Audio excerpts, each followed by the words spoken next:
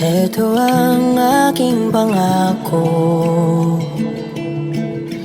pag-ibig na di maglalaho. To be patient, to be kind and to be true, to love and to be loved by you.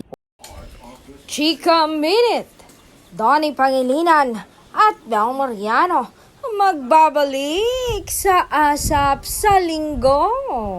Ayon sa Marites, magbabalik daw ang dalawa bilang host at may isa pa silang pasabog. Ano kaya iyon? Excited na ako!